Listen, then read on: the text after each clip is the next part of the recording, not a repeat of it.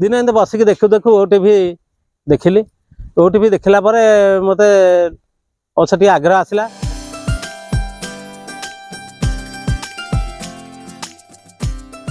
किछि नुआ करी देखाइबार आशा आज देइछि तांको नुआ परिचय। धड़ा घुसुरी पालन करी निज अंचल रे बे से बेस जनाशुना। 1.5 वर्ष तले आरंभ करिथिबा एही फार्म रे एबे पाखापाखि 100 रु ऊर्ध्व छोट बड़ घुसुरी अछंती। मात्र 20टी घुसुरी को नहीं एही फार्म आरंभ करिथिले कृतार्थ प्रधान। किंतु एही फार्म बढ़ावा सह 2 जन युवकंकु एथिरे नियुक्ति दैछंती। गाई फार्म करथिले आ जर्सी गाई भी रखिथिले, भलो भलो गाई भी रखिथिले। सेथिरे से किछु उपकृत भी हे नाहंती, तार बहुत क्षति हेछि। आ क्षति भाबे ता मनु कोन गोटे आसिला कोन नाही तांकर भावना से गोटे धला घुसुरी फार्म करी बोली स्थिर कले करिसंती। सेथिरे भी तांकर बहुत परिश्रम भी से करसंती।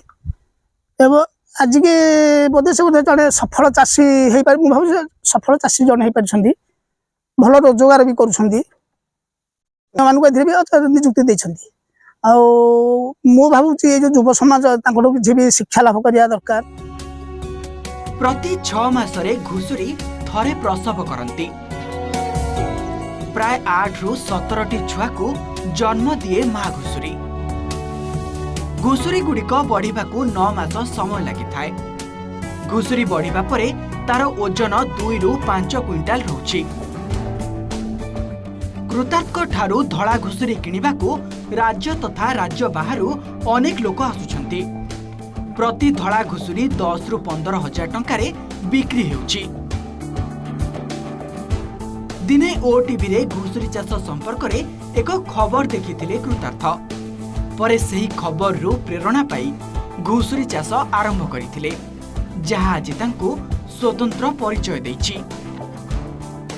दिन एमती बसिक देखु देखु ओटीवी देखिली। ओटीवी देखला मत अच्छे आग्रह आसला।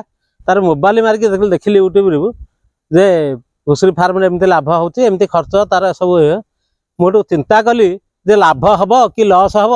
पुणी चिंता कली गोटे सप्ताह बसिकी चिंता कला मनरे साहस बांधिकी पुणी मु आरंभ कली। मु आरंभ कर 1.5 वर्ष मात्र है, किंतु 11 लाख केते बिक्री करची। मो पाखे 100 केते बड़ा बर्तमान घुसुरी अच्छी।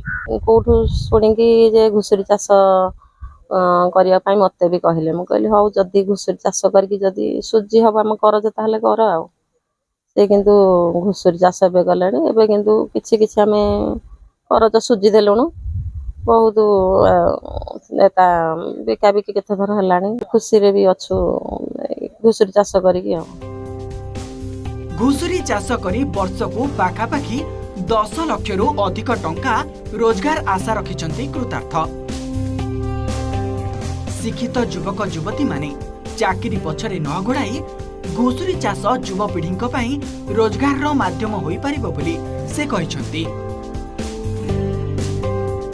खंडपड़ारू राकेश चंद्र पाढ़ी रिपोर्ट, ओटीवी।